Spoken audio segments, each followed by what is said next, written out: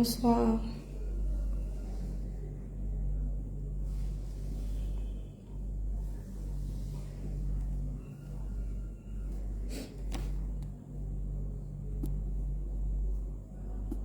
C'est vrai que je n'ai pas mis de thème sur le live.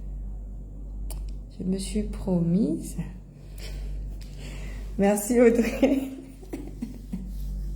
Hey, il faut que je te programme dans les meufs. Tu reviens à Douala quand?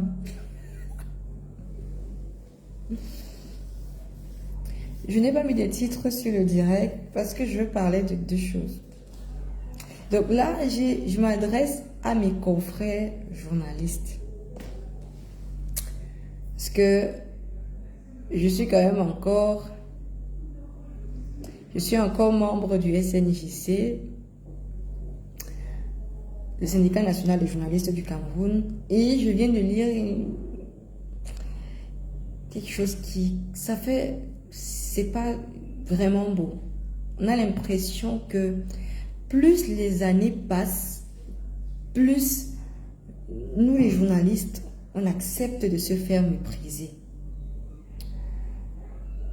Vraiment, il y a tellement beaucoup de champs de couverture, des événements, des reportages, des documentaires, bref, le terrain, des incendies, les inondations, des reportages liés à l'agriculture, à l'électricité, au manque d'eau, de routes, d'écoles, d'hôpitaux. Il y a tellement de sujets sur lesquels les journalistes peuvent travailler. Mais l'affaire de la rue Mermoz. La rue Mermoz et le Hilton. Ouais, chers confrères. À quel moment est-ce qu'on se dit sur le terrain qu'on doit nous respecter? Avec les attitudes, j'ai le Renaud Inan qui a écrit un livre un peu dans ce sens-là. C'est que vraiment, il y a des choses qui se passent sur le terrain lorsque les journalistes sont sur les couvertures médiatiques. Là, on parle de quoi? Les séminaires, les conférences, les couvertures médiatiques sur lesquelles les autorités nous ont appelés, les restitutions de symposiums, bref, les événements de salon. Voilà, je les appelais ainsi. C'est des événements pour lesquels, normalement, il y en a qui reçoivent des demandes de couverture, mais qui pour d'autres, les journalistes s'invitent eux-mêmes. Ils font un peu du je m'invite, mais c'est pas un je m'invite à la base qui devait être mal perçu. Parce que normalement, le journaliste a le droit d'aller un peu partout pour chercher l'information. Il a le droit. Le journaliste va vers l'information. Donc il y en a qui vont dans ces séminaires, conventions, symposiums et autres là, parce que souvent c'est difficile d'avoir certaines sources, c'est difficile d'avoir certains experts, c'est difficile de... Comment je vais dire ça? Voilà, c'est difficile souvent d'avoir certaines personnes ressources en fonction des sujets. Donc il y a des journalistes qui peuvent se retrouver dans ce type d'événement parce qu'ils veulent remplir leur cahier d'adresse, peut-être pour leurs émissions de débat, pour leurs reportages plus tard. Donc là encore, ça va. Donc vraiment, on n'a pas besoin qu'on nous invite, nous journalistes, pour qu'on se retrouve à un événement et, moi je veux dire ça, et qu'on nous manque de respect juste parce qu'on a eu envie d'être personne, d'avoir de nouveaux contacts dans notre carnet d'adresse. Le problème arrive sur l'autre catégorie, qui n'est pas invitée, qui parfois ne paraît même pas, et qui se retrouve à bagarrer à la fin de l'événement pour les perdièmes, le gombo, le cuit, bref, tout ce qui glisse là. Moi vraiment, je me rappelle d'une scène, je crois qu'on est quoi, dans les années 2012 ou 2013 à la délégation de la santé du littoral, où j'ai vraiment vu des pères, à l'époque je commençais, qui en sont venus aux mains pour un partage de 5000 francs CFA. Donc ils étaient en train de bagarrer parce que ils ne trouvaient pas d'abord le montant juste, ce qui est normal. Mais après, le partage de 5000 entre, je crois qu'ils étaient 2 ou 3, à qui on devait partager ça. La scène m'a vraiment négativement marquée. Après, je me rappelle un jour, j'ai vraiment vu un confrère, vraiment un doyen du métier se fait bousculer dans un rang. C'était à la foire du livre organisée à l'époque, je crois qu'on était au stade qui est là à Bali, à Douala. Donc il y avait la foire du livre qui était organisée là-bas. Et il s'est fait bousculer copieusement parce que en rang pour avoir un petit casse-croûte à la fin de l'événement. C'est des scènes qui, je sais pas, est-ce que c'est fait à dessein? Est-ce que c'est à cause des patrons de presse qui ne payent pas assez les journalistes? Est-ce qu'ils sont vraiment journalistes? Est-ce que c'est de leur propre chef? C'est-à-dire que ils ont cherché toute une autre série d'activités, ils n'en ont pas trouvé. Et ils ont décidé que ils allaient devenir des journalistes de la rue Mermoz ou du Hilton, c'est ça qu'on les appelle ici au Cameroun, à raqueter dans les séminaires. Je me rappelle, le doyen Alain Bélibi en avait fait une chronique, les séminaristes, ils sont devenus tellement séminaristes que le problème, c'est l'image après qu'on reflète aux jeunes confrères, ceux qui entrent dans le métier. Est-ce que c'est ça la voie à suivre pour devenir un journaliste de renom, pour avoir une belle plume? Est-ce que c'est vraiment ça qu'il faut faire? Est-ce que, comme je demande encore, est-ce que c'est fait exprès d'autant rendre misérable la presse ou les journalistes dans les événements? La répercussion, c'est ça qui me fait vraiment faire le live aujourd'hui, c'est que on est invité dans des événements en tant que presse locale, parce que c'est même généralement à la presse locale qu'on fait vivre ce type de choses. Et on arrive, les organisateurs, d'abord, ils vous demandent d'aller vous asseoir au fond. Ok, d'accord, c'est pas vous les invités principaux, ok. Mais après, quand vous êtes devant, vous pouvez mieux mettre votre dictaphone ou le téléphone, si c'est ça qui vous sert de dictaphone, ou votre caméra, mieux l'ajuster un peu plus rapidement, le micro s'il ne donne pas bien. Donc, assis devant, le journaliste a une meilleure capacité de mieux comprendre, mieux shooter s'il est vraiment venu là pour cet événement. Donc, le réflexe des organisateurs, c'est d'envoyer les journalistes au fond. Ok. Parfois, par pitié, on est quand même assis à côté des baffes. Donc, notre UI prend un coup. Donc, on nous met près des baffes en nous disant que, écoutez, vous pouvez quand même le dictaphone, choquer le dictaphone à côté du baff pour mieux écouter, pour mieux capter l'événement qui se déroule. Tu dis, d'accord. Donc, ça, c'est pour ceux qui vous ont même prévu une place assise en tant que journaliste. Alors, il y a l'autre catégorie qui n'a vraiment pas prévu de place assise pour les journalistes invités. Je précise bien que vous avez reçu dans votre rédaction une demande de couverture médiatique et vous arrivez quand même à l'événement, on vous dit qu'on n'a pas réservé la place pour les journalistes, donc ils estiment que les journalistes, soit ils vont rester debout pendant tout l'événement. Je tiens à préciser qu'on n'a pas fait formation militaire pendant la formation. Donc, on va rester, il est prévu que les journalistes restent debout pendant tout l'événement, ou alors qu'on filme les premières images, on sort, on attend dehors et on nous appelle encore pour venir filmer la restitution et faire les interviews de quelque chose qu'on n'a même pas vécu. Ou tu fais la restitution de entrée et sortie d'un événement comment? Bref. Et puis il y a l'autre qui, à un moment de l'événement, vous laisse quand même vous asseoir, vous les journalistes, soit devant, soit au milieu. Bref, ça dépend, ça dépend vraiment de chacun. Et vous laisse vous asseoir. Et à un moment, je ne sais pas trop, mais on décide de venir lever les journalistes. Donc, ils n'ont pas le droit de s'asseoir. Pour faire asseoir, je ne sais pas comment on fait participer les gens dans la vidéo. Ça fait longtemps que je n'ai pas fait de live. Donc, vraiment, je reçois des notifications que je ne comprends pas trop. Si ça a pris, tant mieux. Donc, on vous fait venir à l'événement en tant que journaliste. Et puis, au cours d'événements, l'organisateur estime que le journaliste ne mérite pas d'être assis. Donc, on lève la presse pour faire entrer les vrais invités. Non, pour faire asseoir les vrais invités.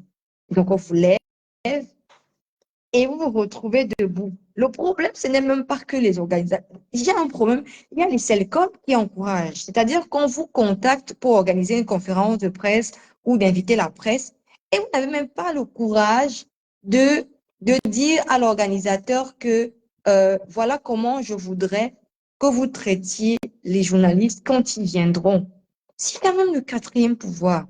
À quel moment le quatrième pouvoir devrait être chosifié euh, lors des événements, hein, qu'ils soient invités ou pas? À quel moment? Donc, on vous lève et vous devez vous démerder à vous asseoir. Donc, le CELCOM ne s'est pas dit qu'il devait dire aux organisateurs qu'il faut un certain traitement vis-à-vis de la presse, parce que c'est la presse qui fait le relais de votre événement. On ne relève pas, il n'y a pas de répercussions. Je parle vraiment de la presse globale, hein. Je ne suis pas en train de faire une apologie des médias traditionnels. Vraiment, c'est les médias. Christiane Gondingen, bonsoir.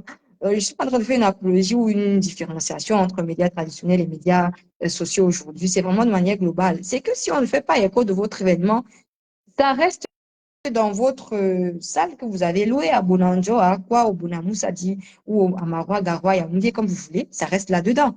Mais comment est-ce qu'il vous vient à l'esprit que les personnes qui doivent relayer votre événement et que vous avez d'ailleurs invité doivent être chosifiées ou maltraitées ou traitées comme de la merde pendant vos événements? À quel moment vous dites ça? À quel moment vous pensez que c'est comme ça que vous devez traiter les journalistes que vous invitez vous-même? Laissons ceux qui se sont invités d'eux-mêmes, vraiment, laissons-les. Mais ceux que vous avez invités, organisateurs d'événements, à quel moment vous vous dites que vous ne devez pas vous occuper de la presse? Vraiment, laissons les perdièmes, laissons le gombo, laissons vraiment, on parle là d'usage commun. C'est qu'on n'a pas de place assise, on veut qu'on reste debout, ou alors on nous lève quand on est assis. Et tu as des confrères, ils sont d'accord avec cette pratique. La preuve, quand ils deviennent eux-mêmes celles comme à leur tour, c'est-à-dire que on les a maltraités quand ils étaient pas Selcom. Ils s'en plaignaient. Le jour qu'ils deviennent Selcom, ils font exactement subir la même chose à leurs confrères. Donc, maltraitance à outrance. Généralement, même lorsque vous arrivez dans les événements, vraiment, je vous assure, c'est un constat qu'on a vu euh, dans tellement d'événements que c'est même les anciens journalistes qui encouragent la pratique. Donc, beaucoup d'événements où moi j'ai été traitée comme une reine, ce n'était pas les journalistes qui étaient les seuls communs, mais la plupart où ce sont mes confrères, ils vont vous dire, ah non, je lui ai parlé, il ne m'a pas écouté, je lui ai dit de faire ça à la presse, il ne m'a pas écouté. Mais il vous écoute pas pourquoi? Pourquoi il vous a donc appelé comme conseil? Est-ce que vous n'avez pas suffisamment de points pour expliquer à quelqu'un qui vous appelle, vous, en tant que journaliste et consultant, de lui dire que j'aimerais que la presse soit traitée de telle manière à l'événement? Comment? Faites ça comment? Donc, on n'a pas fait de formation militaire. Qui vous a dit que le journaliste devait rester debout? Si tu veux couvrir une maison qui a brûlé, mais c'est normal que tu ne sois pas assise. Ou un immeuble qui s'est écroulé, ou une catastrophe naturelle. Tout ce qu'on voit sur le terrain, les vox des reportages du terrain et tout ça, c'est normal que je ne sois pas assis. C'est normal. Et puis, on ne va pas venir parler d'un incendie pendant toute une journée. On va faire nos interviews et on part. Non, là-bas, c'est normal. Mais comment vous nous invitez à vos événements et vous voulez que les autres nous regardent comme si on était vos valets ou vos hommes de compagnie? Je ne sais même pas comment je vais qualifier ça. Parce que les années passent et la pratique, elle ne change pas. Et on a l'impression que nos confrères encouragent. Ils encouragent. Donc, tu es assis, toi le journaliste, déjà, on te lève et tu es heureux de rester debout et tu ne pars pas. Même les confrères ne sont même pas solidaires. On se connaît. Si un décide même de partir parce qu'il estime avoir été humilié, parce que c'est de l'humiliation, vous humiliez tout le temps les médias dans vos événements. Vous nous invitez et vous nous humiliez et après on doit faire le rendu, s'il te plaît. Celui même qui s'est mal comporté, là, après il t'appelle, il te dit que ça passe quand? L'article paraît quand? Avec qui? C'est la publicité que vous avez payée. Vous avez payé de la pub, vous appelez le service commercial qui vous fait un planning de diffusion et tout ce que vous voulez. Mais vraiment, euh, pour un sujet banal, puis avec vos impressions, mais tout ça, on ne voit même pas la plus-value hein, dans le développement. développement du Cameroun ne va pas vraiment la plus-value. Mais le traitement vis-à-vis de la presse, vraiment, changer un peu ça. Changer. Je ne suis vraiment pas en train de parler de donner le gombo ou pas. Ce n'est pas ça le sujet, mais c'est le traitement de la presse que vous avez vous-même invité lorsqu'ils viennent dans vos événements. Respectez les journalistes, s'il vous plaît. Et puis, chers confrères, lorsqu'il vous arrive, vous, d'être consulté pour appeler vos confrères, faites-les respecter. Et ce respect, ça commence par vous-même, hein. Je ne sais pas, est-ce que quand ils vous appellent, ils ne vous respectent tellement pas que ça déteint sur nous autres que vous appelez après pour venir couvrir l'événement? Je ne sais pas. Après, tu as l'autre là, de celle comme qui est toujours stressée à la fin de l'événement. Parce que il ne sait même pas. Oui, je ne sais plus là où elle est partie. Son numéro ne passe même plus.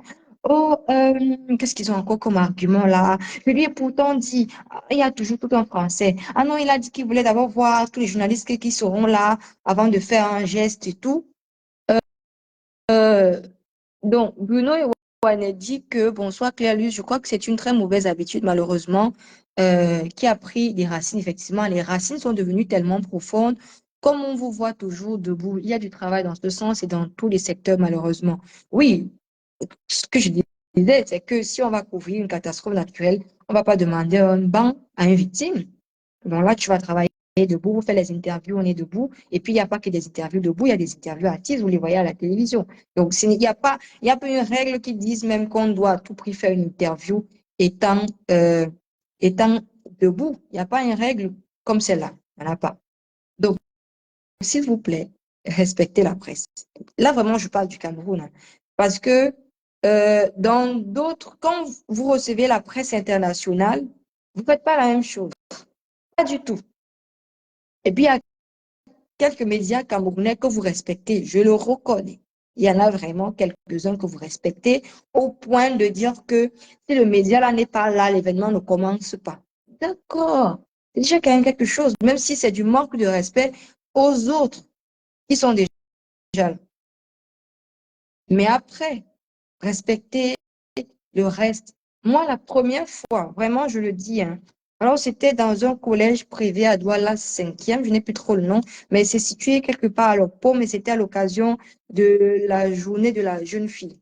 C'était la première fois de mon histoire où j'arrivais à un événement et ils avaient prévu les chaises rouges. Vous voyez tellement, c'est banalisé.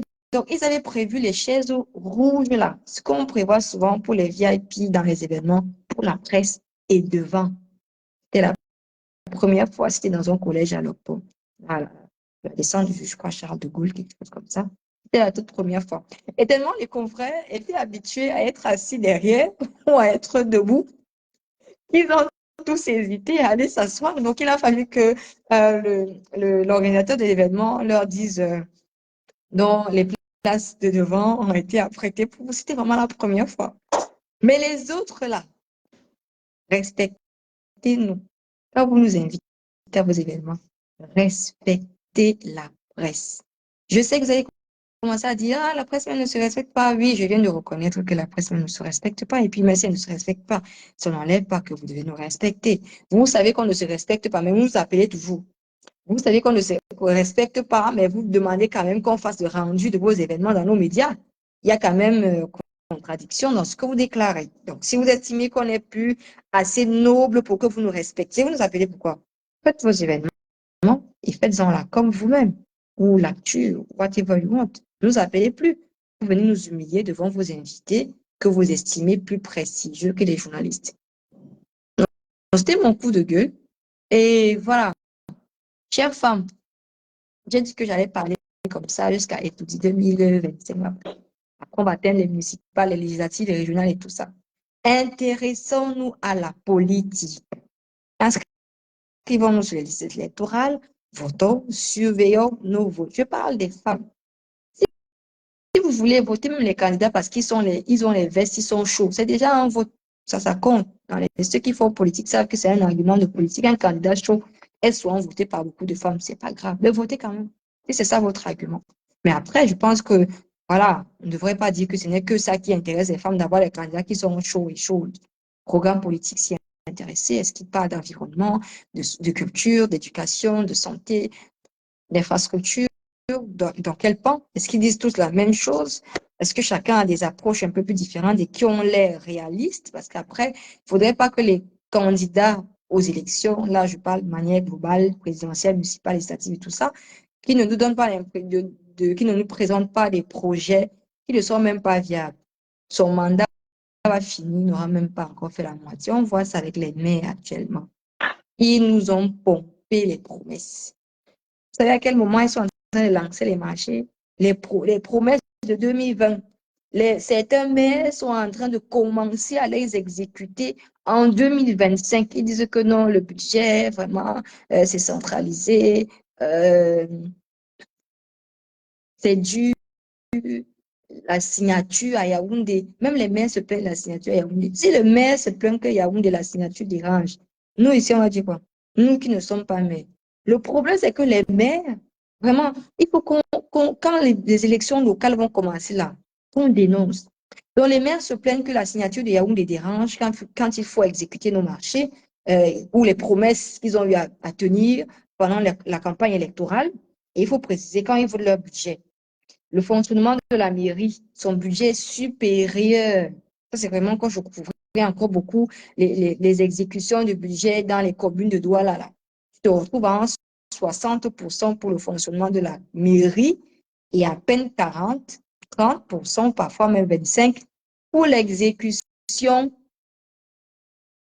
des choses qui vont faire que toute la population vive bien. C'est quand même un paradoxe. Anyway, ils disent donc que l'argent est centralisé, la signature Yaoundé, c'est dur.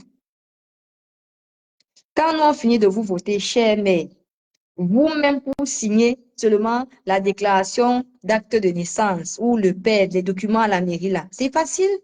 Vous vous rendez compte, vous arrivez dans une mairie pour les gens que vous avez votés, ils n'ont pas été nommés. C'est qu'on les a votés en tant que citoyens. Et quand ils sont là-bas, ils vous disent que le pouvoir, c'est comme ça. Donc, pouvoir, là, c'est nous piétiner. Les gens qu'on a votés. Donc, je ne vais pas signer un document. Je vais tourner 2 jours. Tu as des mairies avec 4, 5, 6 adjoints. On dit qu'aucun n'est disponible. Que vraiment, ils n'ont pas le temps. Ils ont mieux à faire. Ils sont assis dans leur bureau à taper les commentaires. Donc, on doit afficher les maires là. Moi, je vous dis, on ne peut pas voter des gens et nous manquent de respect quand ils sont élus. C'est pas croyable. Ils parlent mal aux citoyens. Ils vous grondent à la limite. Des gens que on a voté. Comment? Comment? On connaissait la présomption d'innocence à ceux qui sont nommés là. Mais quelqu'un que tu as voté, il est élu et il commence à te mépriser. Vous faites même ça comment? Pour ne pas flatter les gens qui doivent vous revoter. Il y aura les votes sanctions, hein. Il y aura les votes sanctions. Vous savez ça, non, cher maire et député, il y aura les votes sanctions. Parce que je prends seulement la ville que je maîtrise le plus, c'est celle de Douala. C'est que tu as Douala 5, ce n'est pas le même maire qui était là avant 2020, Douala 3e, pareil, Douala 4e également, ce ne sont pas les mêmes maires. Donc, les maires peuvent se changer. Vous allez me parler du parti politique, laissez les affaires du parti politique. Personne ne vous a pas empêché, personne ne vous a empêché de vous intéresser à la chose politique et de vous inscrire dans les partis politiques et pourquoi pas de devenir les futurs maires de demain. Mais maintenant, ceux qui ont le courage, vraiment parce que je parle de courage, et là je fais un coucou à Nouran, hein, vous avez qui est catalogué de vendre les perruques et les téléphones et tout ça, et les produits de beauté, au lieu de voter les lois. Mais elle a quand même eu le courage de se présenter. Et ça, c'est un courage que beaucoup de femmes n'ont pas. Nous devons avoir ce courage-là, de nous présenter. Peut-être qu'on peut être des changements de demain. Maintenant, si on n'a même pas le courage de se présenter, qu'on puisse voter, qu'on puisse écouter les projets de loi de nos futurs élus et qu'on vote en fonction de cette loi-là. Voilà. Donc, chères femmes, intéressons-nous à la politique, inscrivons nos thèses électorales, votons, suivons nos voix, euh, peut-être adhérents aussi. Après, c'est intéressant, la politique, c'est pas que appartenir à un parti politique, ce n'est pas que voter, mais c'est avoir la capacité aussi de dénoncer hein, les manuels scolaires avec les fautes. Vous lisez même les manuels scolaires de vos enfants, avec les fautes de grammaire, tu fais le devoir avec l'enfant, il te dit que il y a la faute ici. Voilà des choses, on peut dénoncer ça. L'eau, la qualité de l'eau, l'accès à l'eau, pas même pas jusqu'à la qualité, l'accès. Tu as plein de zones comme les Ngoma, l'Indie et tout ça, qui n'ont pas d'eau. tu as plein de quartiers à Douala qui sont ravitaillés par des fourrages. Ils en ont même fait des systèmes un peu comme s'ils étaient camboiteurs. Alors que ce n'est pas l'eau de camboiteur, c'est le fourrage. Donc, il n'y a pas, l'accès à l'eau est faible. Et pour ceux qui en ont, la qualité laisse encore un peu à désirer. Électricité, ou là. Donc, beaucoup de travailleurs ont les téléphones chargés parce qu'ils sont allés travailler dans des entreprises qui ont le groupe électrogène. Donc, quand ils rentrent là, c'est le noir. Mon collègue m'a dit aujourd'hui que quand ils rentrent, ils regardent le plafond jusqu'à la nuit, jusqu'au lever du jour, parce qu'il n'y a pas le courant. Chaque jour, elle est stressée de rentrer chez elle parce qu'il n'y a pas de lumière. C'est devenu la routine de leur quartier. Dénonçons, nous sommes les femmes. On n'a pas la lumière, même pour préparer, ce n'est pas facile. Tu vas cuisiner dans l'obscurité. Si le cafard tombe dans la nourriture, il faut dénoncer. Les infrastructures, si on construit la route de quoi? Des Bolova. Pendant ce temps, la route je vais prendre quel axe? Non.